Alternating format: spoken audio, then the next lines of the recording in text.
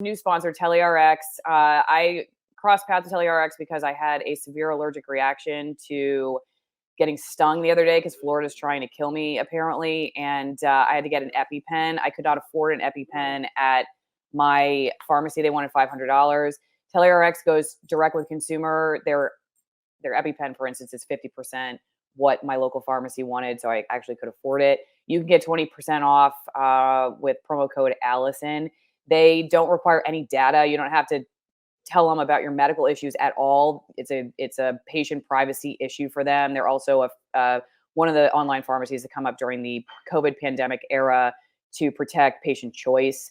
They're not going to be pushed around by hospital groups and whatnot. And I'm obviously not somebody who's like trying to take pharmaceuticals all the time. Obviously, I'm doing a vitamin C cleanse I've told you guys about with my stinging issue, but I can't go into anaphylactic shock with my kids by themselves, so I got to have an EpiPen around. So that's where it came in. TeleRx, use promo code Allison, 20% off. Ryan is going to tell us about how the IRS has contacted you about something from 2012.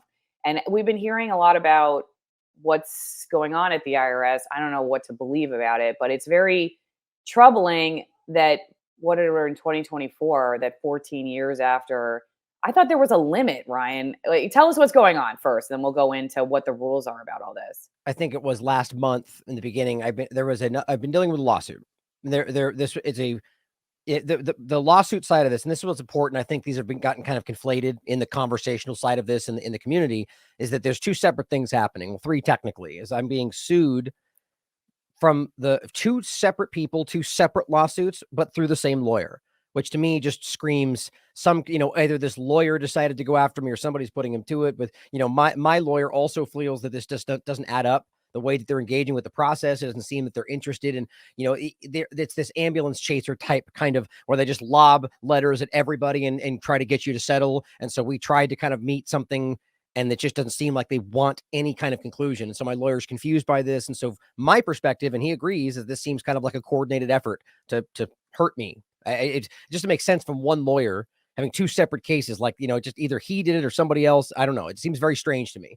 But so that's one thing that's happening. Now, one of them was from it actually started for months before last month, but I discussed it, I think, last month for the first time and told people, I'm being sued and this is going to cause, just let people know that I'm being attacked. Now, this month is where this kind of all came down on me. Is the beginning of the month, I got another letter from the same lawyer. That's where I'm just like, okay, something is going on. Like, this feels coordinated.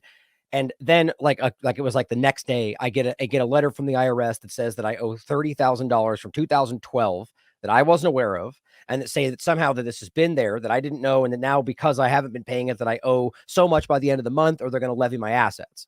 This is like the only asset that I think that I have is the Last American Vagabond. So all said and done, I mean, I'm not going to say that I know for sure what the intentions are behind the IRS and what's going on, but I very much see the IRS as an illegal institution. It's an unconstitutional, but nonetheless, because I'm an LLC, because I'm, public, I do my best to engage with it. I've had stuff in the past that I've dealt with, I think something from like one of these previous years where they claim I forgot like a W-2, which, by the way, on a side note, I said this morning, it's really just ridiculous for us to think about the way the IRS plays this, right? The idea that every year, essentially they try to based off your previous tax returns, they estimate how much they're going to take out of your paycheck, let's say, every year, right? That's how that works. They estimate based off previous years. And if you don't end up making as much, or, they say that you get money back. If you make more than they estimate, you pay it. And which it's a very simplistic way. My point is that at the end of the year, they know what you owe them, right? They know, they're keeping track. And the point is, instead of just going, here's what you owe, they go, guess at it for me. And if you get it wrong, then you have to pay more. Like, I just think that makes no sense whatsoever. It seems very illegitimate to me. My point is that I had already had a little issue like that in the past with one, and I've been dealing with that. So my point in saying all that is that I've been acting in good faith, even though I feel like that was an illegitimate thing from before for a small amount. I've been working with them. So why has this not come up in all this time? That's my point in saying that, is that all of a sudden this gets dumped on me from a time before I was ever doing this. I wasn't doing TLAV in 2012. So how are you going to pretend I owe that much money? Anyway, all that said, I don't feel it's legitimate. Go ahead. There's no limit, like statute of limitations on when they can come after? I mean, we can all be sitting here and 50 years ago, the IRS can tell us we owe tens of thousands of dollars. I'm sure there is. I don't. I mean, somebody has information. Please let me know. But my point is, I do have a CPA who is actually going to join us, but I'm going to connect you guys. He's really, really good. He's been on the show yeah. a bunch of times, and he really wants to help out and look at your information. But Outstanding. he seemed to imply that if it was this far in distance in time, that there may be real malice behind it. Because, I mean, what else? It just seems so weird. Right. I mean, I've got it sitting on my desk out there. I can show if I can, if he really wants to look at it, I'm happy He to does. do it. My I guess he's probably CPA too. My accountant is, I mean, kind of befuddled by it. Like, here's the problem: is that it's 2012, right? Mhm. And so I don't have anything. I mean, maybe some people do. Maybe I'm irresponsible. I don't have anything for 2012. I don't have any of this information or any of W2. Like, so I'm saying, Yeah. if you're claiming I didn't have something and I don't have anything to be able to like look through and verify, Right. what else do we do? Yeah, I don't know no. how to check. I don't know how to be like, that's not true. I disagree. They just say otherwise. Yeah. I don't even remember what I was doing in 2012 or I what know. jobs I held. And so my point is that my accountant doesn't really know what else to do. He's just suggests to try to work with them. And it just seems like it just makes you feel helpless. Like, why am I even going to engage if all they can do is just go, oh, by the way, here's another $50,000 bill. It's like, Right. I Exactly. don't know what to do. So to make sure it's clear for people, again, we've got 2 lawsuits over here that are separate, which to me feels very coordinated. Now that is aimed at the LLC. That's aimed at the Last American Vagabond as a business. And I want to be clear on this. I will be getting into details about this. Anybody that's been in this position knows, at least my lawyer is recommending that I don't put out any details because who knows what may end up shooting us in the foot if we have to go to court. So I agree with that. But when the time comes, whether it's because we somehow settle or I win or whatever, this will all be public. I plan on even making it public, the name of the lawyer team and the actual legal business lawyers. What do you call that? I don't know. I'm blanking on the term for that. The company. Law firm. Thank you. I'm ridiculous. That because Ryan's got mom brain. I know, right? I want people to know what they're doing and that they're in fact they're known for this. I found other articles about how they're known for this, like ambulance chaser style, just dumping these things on people, which makes it even more confusing why they would push to make this go to court with me. But that's why my lawyer is so confused about it. But so that's one thing. Then I've got the IRS side of it coming at me personally for something that, I mean, maybe I did forget. I don't know. I don't think so though. And my information shows that, I've been doing everything I can as long back as I can to be accurate about this. And so now I'm in a position where I'm having to try to deal with this before the end of the month, or they're going to try to levy my assets. Yeah. I feel helpless, Well, but one thing I do say, thank you to everybody out there who has, I mean, like I said, my heart is full because of the amount of support, the amount of, financial support from the Give, Send, Go. It's amazing, guys. It really is. But the problem is these things are huge and it's a monthly process. So I'm going to need your ongoing support, but I just want you guys to know that I'm blown away by how much support we've already gotten. So thank you. And thank you, Allison, for having me on to talk about it. More, get into other stuff too. Go ahead. Yeah, absolutely. Well, yeah, I was just going to say one thing over on AllisonMorrow.locals.com. If you're watching somewhere else, don't forget, you can join my editorial board, $5 a month, go one-on-one with the most censored people on the internet. It's a great value. I personally think $5 a month to ask whatever questions you want, some of the most interesting people. DMSR says the typical limit is 7 years, going back to 2012 is very strange. Yeah, we're all have to become hoarders with our paperwork and everything, I guess. I mean, we can put it on the computers and whatnot, but you assume that like once you've made it through the tax year and they've approved your filing that you're good to go and you can move on to the next year. Right. We had an issue a year or two ago, and it was simply because my husband has a business. He's a small business owner, and he has an accountant with his business that files separately. And then we have our, joint filing as a couple. And because our accountant misrepresented, I guess he didn't file a particular form. This is a few years ago before we switched to this awesome CPA I'm going to connect you to, Chris Whalen CPA. Everybody go, if you need a good accountant, Chris Whalen CPA. I can't recommend him enough. He saved us $7,000 because he figured out right away that our accountant didn't file some form to just flag for the IRS that Lynn had paid these taxes for his business over here. And so he didn't owe them for us as a couple. And it was just an accountant error. But if we hadn't had Chris, our original accountant said that we just had to pay the $7,000. And so I mean, it can be as simple as that. But you think, that happened within a couple months of our taxes. It wasn't 12 or 13 years later. And it just It seems doesn't. like at some point, isn't it interesting how, like, if we want to sue, like I know with my old boss, I have to sue her by October, 3 years. I get 3 years to sue her, but the IRS can come after you apparently for like your entire life. I mean, it just seems Well, really stacked against the average person. And the one thing I just wanted to bring up mhm. really quickly too is, this came out not a couple months ago. I guess this would be officially like a year ago almost. Weaponizing the IRS for class warfare is a no-win situation or solution. And this was, this idea of the Inflation Reduction Act. Congress wants to, they were basically going to go after richer people. They were saying like, you know what, let's go after richer people as going into the election, and leave the middle guy alone. And this article is basically saying that you may hate rich people, but this idea of using the IRS for whoever your particular target class is, Right. whether it's your enemy or not, is a bad idea. But we know that this kind of thing among government officials, this idea of using the IRS, I guess, against whoever your deemed bad guy is happening out there. So why would it be such of a stretch of imagination that it could be politically weaponized? I mean, they're It, bragging about going after people that they think are going to, that they think will help. Did it Why already wouldn't they go happened. after you? It already happened though, right? I mean, wasn't it under Obama's administration where it was admitted that they basically Yeah, they directed them to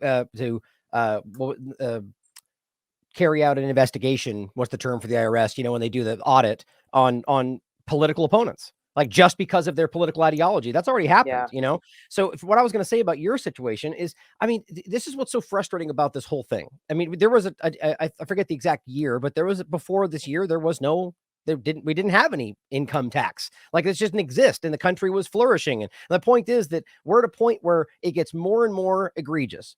50%, even more in some cases of everything you're making for what? So we can fund illegal wars that none of us support. Like this whole thing is an illegitimate process. And for you to just have this box checked and it's like $7,000 or not, like, why is that even the way that works? Why do we have to decipher some ridiculously complex code to be able right. to figure out what is ours or not? Like all of this is illegitimate. And so it just makes me so angry that this can even happen in the first place to anybody, whether it's because of, I mean, I don't want to assume this is because of what I'm doing. I personally find that hard not to see as a possibility, but however it plays out, it seems obviously weaponized against the average person. It's not in our interest in any possible way. What am I doing that is in any way deserving of paying them? What I do is a digital based concept. I don't need their services. I mean, in general sense, or even if you want to argue that I'm utilizing infrastructure, it's like, then fine, then show me what I need to pay them for, and I'll find ways to work around it. Like the idea that I'm demanded, born in here and for life. I mean, how about even the idea if I move to a foreign country, they demand that I'm still for life have to pay them taxes. That's the truth, don't you? That's Mm-mm. crazy. They see that they think that they own us as commodities or whatever you would call it, and that's just not the truth. And so all of this kind of draws this up for me, that what this really is, and it makes you wonder. I mean, like I said in the beginning, why do we honestly try to engage with a process that's not being honestly engaged with us? Yeah. Or, Well, we however you do would because say we're that. afraid. I guess they're going to throw us in jail like Peter Schiff's dad. Exactly. Exactly. And You it's know. it's it's it's illegitimate. I know people that don't engage with this process at all, that never filed any taxes from the moment they were 18. And yeah, I would argue that they're probably vulnerable if they wanted to, but it's you're in a way you're kind of off the radar. That I'm over here with a LLC, and you know what I mean? And it's like Yeah. I feel like I kind of went the wrong direction there, but it's like, Yeah. who I see knows? what you mean. Yeah, like you get punished for trying to do the right Do it thing and legitimate. work Yeah, within the exactly. system. If they don't agree with you, right, politically, and that's kind of the way this works. Yeah. Yeah, and you just never know, like, well, who's gonna be in office, so you don't know who's gonna. I mean, right now, it may work for your benefit, but who's the next person that's gonna be in there? So Well, I would say that, two-party illusion side of it, that it's always the same thing, that whoever's in office, it's about suppressing the same kind of independent thought that doesn't apply to left or right paradigm. mhm. That's how I would see it, but I agree still. What do you think, like, say we were to go down the rabbit hole of there is a there is some kind of motivation to scare you, like, you know, the folks I'm staying with here in Portland, actually, they had back during the Obama era, they had written some. I should have them come on. They would be totally embarrassed and they're going to hate me for this, but they had written some letter. While you're talking, I'll make sure I get my details straight. But they'd written some letter complaining, like, to their legislature or congressperson about the IRS. Anyway, they ended up getting audited the next year, and Can't- they said, the reality is it was only over like $300, so it wasn't something that was going to break the bank. But they said what it did was it was almost like it sent a message to them, like a little shock collar. We'll turn Right. it up, we'll turn it up. It just makes it annoying enough that you have to get your CPA involved, pay them the $1,000 to go through all your paperwork and get everything aligned and then refile and do all this stuff, that you're like, this isn't worth it anymore. And it does, like, I will say this for people like me watching what's happening to you, it's chilling because it's like, well, I mean, I'm just a mom of 2 kids. I, I'm doing the best I can here. And the idea I've already suffered a lot of the same stuff, being ripped offline, Right. um, ad revenue way down, all that stuff. But then to think that you would have a government organization like the IRS come after you and say you owe a ton of money that you can't come up with, and then what? They're going to take your Right. house or what? I mean, it really does. It does exactly what you can foresee it meaning to do, which is to just say it's just not worth it. Like, And why am I doing this? And to your point, I mean, before the COVID illusion, but even more so now, and with everything else going on, most Americans can't afford $1,000, let alone have a CPA. You Right. know what I mean? So you end up in this position where you're just like, well, especially somebody out there who's just trying to start this and coming in at the most difficult time ever in the history of independent media, trying to build their platform and suddenly getting shot down from every location that tries to, because that is part of what happens too. The up and coming, other startups. And it's let's not forget, on top of it all, I got $6,000 taken me from PayPal and they kicked me off the platform. Patreon steals money, kicks me off the platform. Venmo censors me when I've never even used it for anything political. It's one by one by one by one. And now when are they going to come after my bank account? You know what I mean? Like, it's like, that's what this feels like right now. It's like, and one side of it, because this is who I am, this makes me fight harder than ever, which is what I'm leaning into. I just don't know how to just go, well, I'm going to give you exactly what you want. That's not in me, but it really does weigh on you. I've got family. I've got other people that, what if they start going after my family members or making their lives more difficult? It's like, Mhm, what point do you just go, is this worth it anymore? And mhm. again, it is for me. I don't think there's ever going to come a time outside of like life-threatening situations where I'm going to feel that it's not worth it, because this is important. But that's what this is meant to do. It is meant to Yeah, make you make these difficult choices, and that's not fair. yeah, My life's not fair, but it's unduly, it's like it's making it impossible for the average person. yeah. Yeah, I remember having kind of a serious conversation with my dad not too long ago about some of this stuff, and really, you get to the point where you're like, I would rather live in my car, and you have to come to the fact that you may end up there than give an inch. Because one of the things I realized, like, with my old job, when they told me to stop interviewing people who are undermining their mandate, was that it just will never end. What's the next thing that you can't talk about, or the next Right. thing? And then, and so it's like you said, once you start playing the game, the velvet handcuffs are on, and where does it end? That's what my lawyer was saying too, that, that was his original, like, when the first lawsuit came around. And obviously it's kind of, beneficial to him because he's going to make money if he gets me to go further with this. But I don't see that being his motivation. I trust this guy, but to as much as I trust anybody.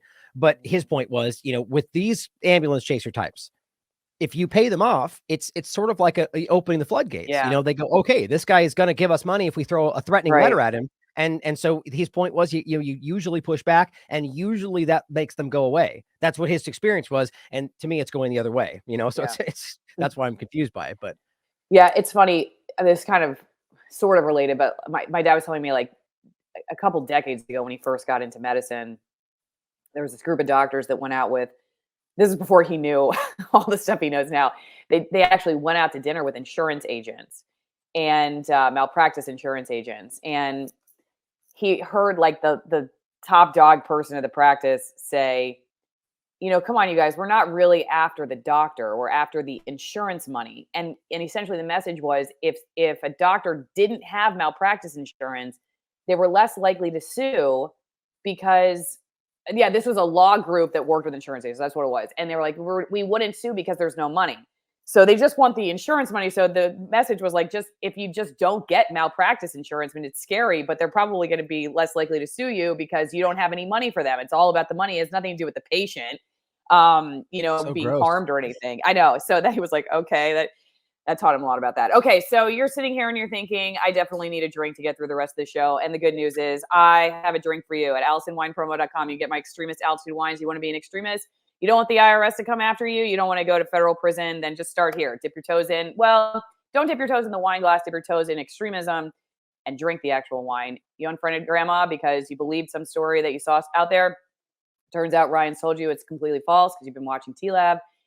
Then get her a glass of wine. She'll forget all about it. AllisonWinePromo.com. You get 50% off my favorite Malbecs from Argentina and 50% off shipping. It's a great way to support the work. Great company. They've been with me since the beginning and have told me nothing about what I can say or who I can talk to, and have just been there to give out some great wine and support my work. So AllisonWinePromo.com. And then I also want to pull up your Give, Send, Go, Ryan, so that I can make sure people know before we go any farther where they can support you. So talk a little bit about, what the best ways are as I get that website up. Well, that's one of the avenues, the Give, Send, Go there, which again, the support has been overwhelming. And I would argue that, right now, if you're out there and you're thinking, I want to support Brian and what he's doing, I would say right now, if you're thinking like, here's $50, I would prefer you do a $1 recurring donation. Right? Do a $1 recurring donation and never think about it again. What we're looking for is the consistency of having that support. So I can know where I can balance this, because I'm going to have more lawyers' fees coming, frustratingly enough. And I'm trying to figure out how I can balance that with still maintaining the writing and the funding of other stuff than my show, And so if you're going to sign up for this, you sign up for $1 a month. This is going to be a recurring monthly thing that we have posted, and that's what this is there for, to reach, I have it set for 10,000, shooting lofty, just a couple more thousand recurring a month would do amazing things for what we're trying to accomplish. And so that's one way to do it. Or you can, that is givesendgo.com / save.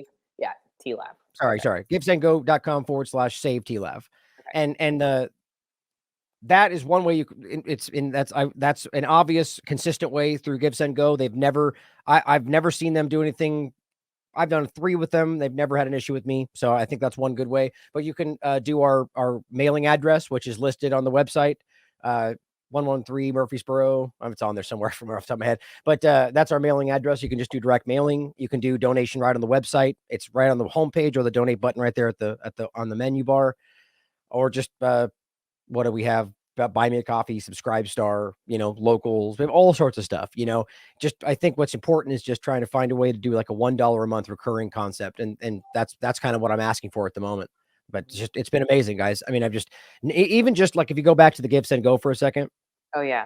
Let me pull it up. I just want to show people, like, this is the kind of stuff that, like, it really does keep me going. It is the going, scroll up and look at the prayers side of it. Just scroll up a little bit. You'll see it right there where it says pray. Hit that real quick. Mm-hmm. Oh, I'm sorry. I guess you guys can't see it. Never mind. So I should have thought it's direct messages to me. The point is that people put messages with donations, but the prayers, people send you a prayer basically. And some of the things that people sent me, it literally brought a tear to my eye. It's like powerful messages of just, we're behind you. And so I just want to say, it just really means a lot to me. The money aside, just like the amount of support that we're getting from people that I know that we have there. This is why what we're doing is important. It's why what you're doing is important, Allison. People believe in what you're doing. They want to support you. And there's active efforts to stop that, So that's all we're asking for is the show of support to keep up what we're doing. Cause we put out everything I do is free. Literally everything I do.